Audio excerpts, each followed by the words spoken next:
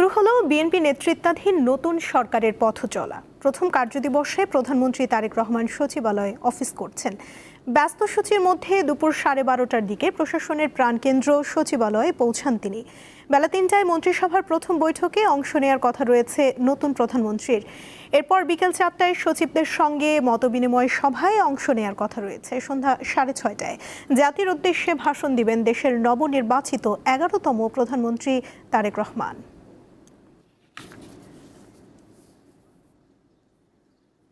এ বিষয়ে জানাতে সচিবালয় থেকে যুক্ত আছেন সহকর্মী রুবায়েত হাসান। কথা বলবো তার সঙ্গে। রুবায়েত, সচিবালয়ে তারেক রহমানের কার্যক্রম নিয়ে আমাদের বিস্তারিত জানাবেন। এছাড়া নতুন সরকারের মন্ত্রীরা কি প্রতিক্রিয়া জানালেন?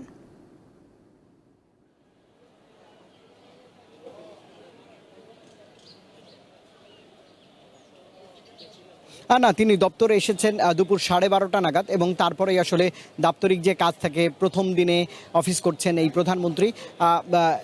আনুষ্ঠানিকভাবে তিনি তার সচিবদের সঙ্গে শুভেচ্ছা বিনিময় করেছেন এবং সচিবদের সভাও রয়েছে বিকেল নাগাদ। কিন্তু তার আগে ক্যাবিনেটের প্রথম বৈঠকটি অনুষ্ঠিত হবে। তার মন্ত্রিসভা নেহাতি ছোট নয়, 350 জনের মন্ত্রিসভা এবং এই মন্ত্রিসভায় প্রথম যে চ্যালেঞ্জ, যে ইস্তেহারগুলো আসলে তিনি বাস্তবায়ন করতে চান তার মধ্যে রয়েছে ফ্যামিলি কার্ড। এবং আপনি জানেন কালকে থেকে পবিত্র রমজান মাস শুরু হচ্ছে।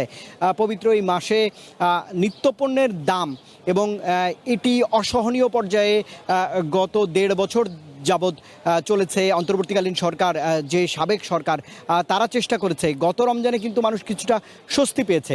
তো দেশের মানুষের স্বস্তির কথা বিবেচনা করে অন্য যারা মন্ত্রী আজ দায়িত্ব গ্রহণ করতে সচিবালয়ে এসেছেন তারা কথা বলেছেন। নতুন বাণিজ্যমন্ত্রী খন্দকার আব্দুল মুক্তাদির কিছুক্ষণ আগে কথা বলেছেন। তিনি বলছেন আমাদের যে এই মুহূর্তে খাদ্যপণ্যের যে মজুদ রয়েছে তা দিয়ে পবিত্র এই মাসটি পার করা সম্ভব সুচারুভাবেই। তিনি বলছেন যে কোনো ধরনের চাঁদাবাজি কিংবা এই নিত্যপণ্যের দাম বাড়ে এমন কোনো পদক্ষেপ কঠোরভাবে নিয়ন্ত্রণ করবে সরকার। এবং তিনি বলেছেন নতুন পণ্য অন্তর্ভুক্ত করা এবং বাজারকে প্রসারিত করার জন্য তার সরকার কাজ করবে। ফ্যামিলি কার্ডের বিষয়েও এই বাণিজ্যমন্ত্রী কথা বলেছেন অর্থমন্ত্রী। তিনি বলছেন যে ধার দেনা করে যে আর্থিক সংকট নিরসন করা হয় সেটি থাকবে না। তিনি একটি উদার অর্থনীতির কথা বলেছেন। অর্থনীতিকে আরও গতিশীল করবার চ্যালেঞ্জ এই সরকারের সামনে। আমির খসরু মাহমুদ চৌধুরী সেই বার্তাই দিয়েছেন। তিনি বলছেন যে কড়া হাতে তিনি দেশ শাসন করতে চান। কথা বলেছেন নতুন স্থানীয় সরকার মন্ত্রী মির্জা ফখরুল ইসলাম আলমগীর। তিনি বলছেন চ্যালেঞ্জ অনেক, গণমানুষের সরকার তারা প্রতিষ্ঠিত করবেন। কথা বলেছেন আইনমন্ত্রী। তিনি বলছেন যে মানবতা বিরোধী যে অপরাধগুলো হয়েছে, মিস্টার আসাদুজ্জামান বলছিলেন, সেগুলোর বিচার সুষ্ঠুরূপে সরকার করবে। তবে সেই বিচার করতে গিয়ে যদি কোনো আইনের ব্যত্যয় হয় সেটিও সরকার আসলে খতিয়ে দেখবে।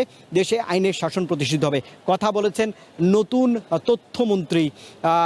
তিনি বলছেন যে ভয় ভীতিহীন একটি রাষ্ট্র গঠন করা হবে যেখানে সংবাদকর্মীদের মধ্যে ভয়ের পরিবেশ আর থাকবে না।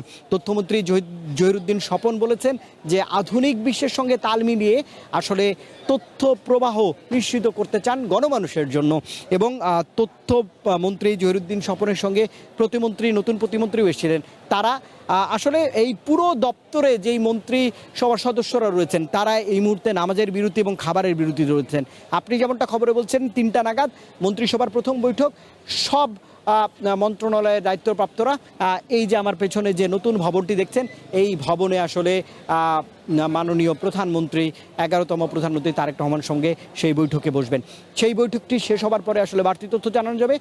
সেই বৈঠকের পরে যারা আসলে এই দাপ্তরিক কাজগুলো সুচারুভাবে মানুষের কল্যাণে করে থাকেন, অর্থাৎ সরকারি চাকুরে সচিব, তাদেরকে নির্দেশনা দিবেন নতুন প্রধানমন্ত্রী। এই বৈঠকটি অত্যন্ত গুরুত্বপূর্ণ। অর্থাৎ বোঝাই যাচ্ছে যে সন্ধ্যা পর্যন্ত জনপ্রশাসনের এই প্রাণকেন্দ্রে খবর রয়েছে।